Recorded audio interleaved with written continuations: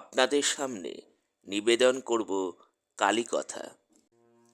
जयन्ती मङ्गलकाली भद्रकाली कपालिनी दुर्गा शिवा क्षमा धात्री स्वाहा स्वाधा नमस्तुते। কে এই কালী? কেন তার আগমন? কিভাবে তার আগমন? কিভাবে প্রচলিত হলো তার পূজা? কিভাবেই বা পরিচিত হলো তার এই রূপ? আসুন আমরা সেই ইতিহাসের সন্ধানে পা বাড়াই। ১৬০০ থেকে ১৬১০ খ্রিস্টাব্দের মধ্যে কৃষ্ণানন্দ ভট্টাচার্যের জন্ম। নবদ্বীপে তখন তন্ত্র সাধনার ভয়ঙ্কর প্রতাপ, কিন্তু সে সবই উগ্র পীড়াচারী প্রথা। সে তন্ত্রের প্রতি সাধারণ মানুষের ভক্তি ছিল না, ছিল ভয়, ছিল আতঙ্ক। মা কালীর পূজা করা মানে ভয়ঙ্করের পূজা করা। সর্বদাই সাধারণ মানুষের মনে হতো এই বুঝি কোনো অশুভ শক্তি গ্রাস করে নিল তাদের জীবন। কৃষ্ণানন্দ বড় হয়ে উঠলেন, স্বাস্থ্যবিদ্যায় শিক্ষিত হয়ে উপাধি পেলেন আগম বাগীশ। তিনি এই বিরাচারী হিংস্র তন্ত্র সাধনার রূপ দেখে ক্ষুব্ধ হলেন।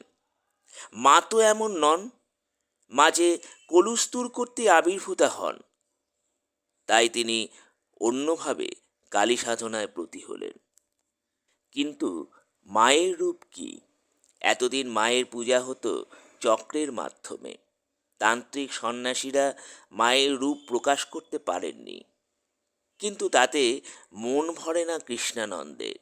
তাই তিনি কাতরভাবে মায়ের কাছে প্রার্থনা জানালেন, মা, মাগো, তোমায় আমি দেখতে চাই, জগতের মানুষকে তোমার রূপ দেখাতে চাই। তুমি কৃপা করো মা, কৃপা করো, আমাকে দেখা দাও, তোমার রূপ দেখে আমি তৃপ্ত হই। দিনরাত এই ভাবনায় ডুবে থাকলেন কৃষ্ণানন্দ। যেভাবেই হোক মায়ের দেখা চাই। কালী সাধক কৃষ্ণানন্দ মায়ের কাছে প্রার্থনা জানান, মা, এবার সাকার রূপে তুমি দেখা দাও মা, মূর্তি করে তোমার অর্চনা করি। মায়ের মূর্তি গড়াতে চাই মনের ভ্রমে মাটি দিয়ে, মায়ের মূর্তি গড়াতে চাই মনের ভ্রমে মাটি দিয়ে, মায়ের মূর্তি গড়াতে চাই।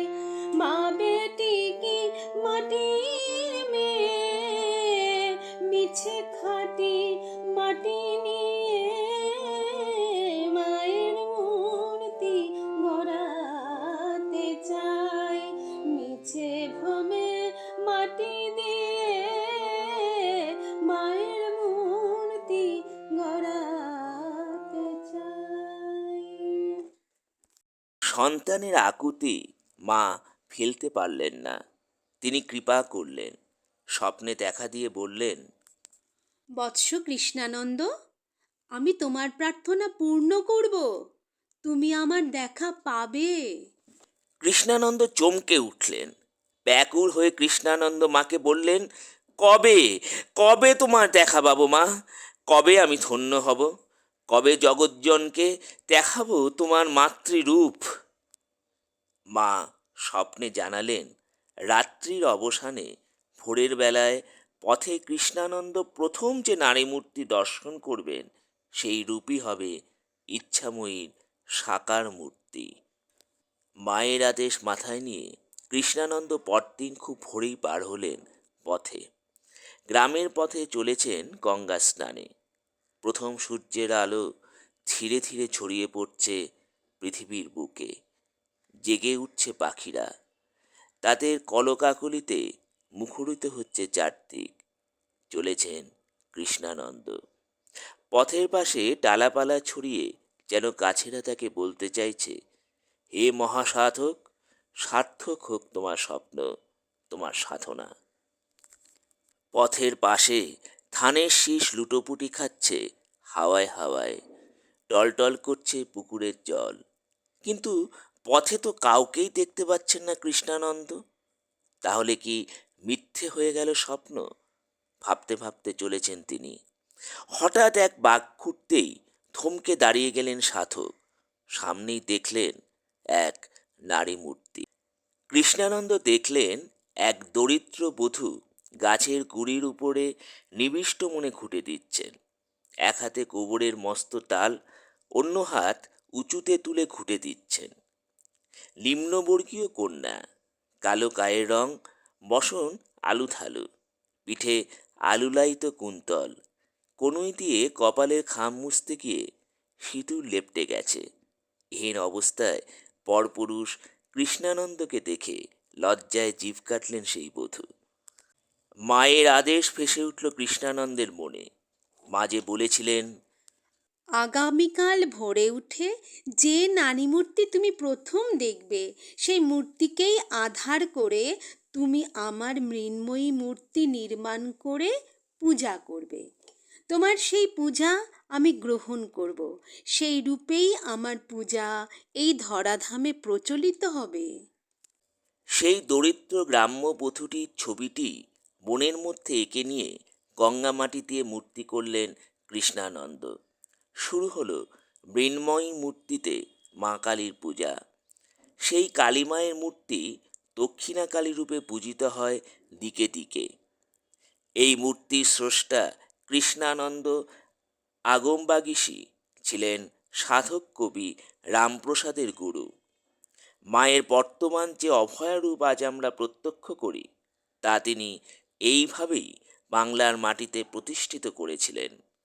তাকে প্রণাম। ডুব দে রে মন কালী বলে, ডুব দে রে মন কালী বলে, রীতিরত না করে রগাদ জলে, ডুব দে রে মন কালী বলে, ডুব দে রে মন কালী বলে। শুধু বাংলাই নয়, সারা ভারত জুড়েই ছড়িয়ে আছে কালী মন্দির, কালীবাড়ি। সাধক রামপ্রসাদ, কমলাকান্ত ভট্টাচার্য কালীমায়ের কানে মাতোয়ারা করেছেন বাঙালিকে। আর মা কালীর সাক্ষাৎ সন্তান পরম পুরুষ শ্রী শ্রী রামকৃষ্ণদেব সারা ভারতে এনেছেন মাতৃনামের জোয়ার। মায়ের পায়ে জবা হয়ে ওঠ না ফুটে মন, আমার মায়ের পায়ে জবা হয়ে ওঠ না ফুটে মন। তার গন্ধ না থাক, ও তার গন্ধ না থাক, যা আছে সে নয় রে ভুয়া আবরণ। গন্ধ না থাক, ও তার গন্ধ না থাক, যা আছে সে নয় রে ভুয়া আবরণ। মায়ের পায়ে জবা হয়ে ওঠ না ফুটে মন, আমার মায়ের পায়ে জবা হয়ে ওঠ না ফুটে মন। মায়ের পায়ে প্রণাম জানিয়ে আজকের মতো বিদায় নিচ্ছি। আবার আগামীতে আসবো নতুন কোনো অধ্যায় নিয়ে।